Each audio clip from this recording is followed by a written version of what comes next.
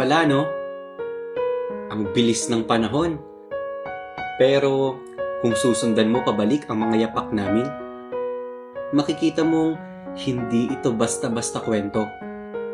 May iba't ibang kulay ang tinahak na daan patungo dito.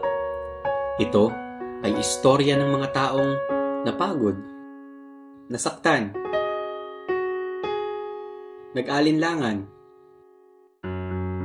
pero nagpasyang sumubok pa rin na baka lang may puwang para sa kanila sa mundong to. Ang mundo ng mga malikhain, dito kami nagtagpo. Ang unang hakbang, ang hindi inaasahang paglalapit ng mga pagal na damdamin. Umaasa na dito ang simula ng pag-asa. Ako, si Agape, mas kilala sa barkada bilang Sigap. At ang kwento ko ay kwento naming lahat.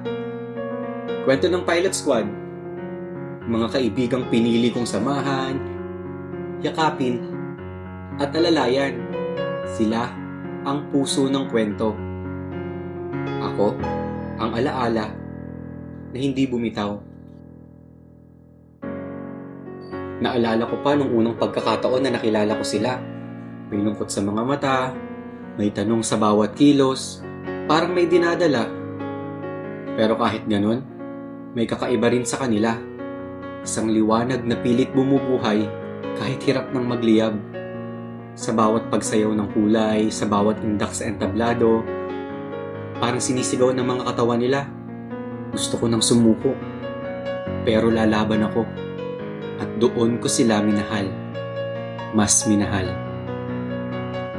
Hindi dahil perpekto sila, kundi dahil pinili pa rin nilang huminga ng malalim at buksan ang kanilang puso at isipan. Madaming bawal sa mundo, sabi nga. Madaming takot. Madaming nagsasabing, hindi ka sapat, wala kang mararating, pabigat ka lang. Pero may mga taong kahit pinapanghinaan na ng loob, ay pinipiling tumayo pa rin dahil naramdaman nila na dito nila gustong magsimula. At ako ang aalalay sa pagitan ng bawat pagtakbo. Ako si Gap, ang kanilang kaagapay.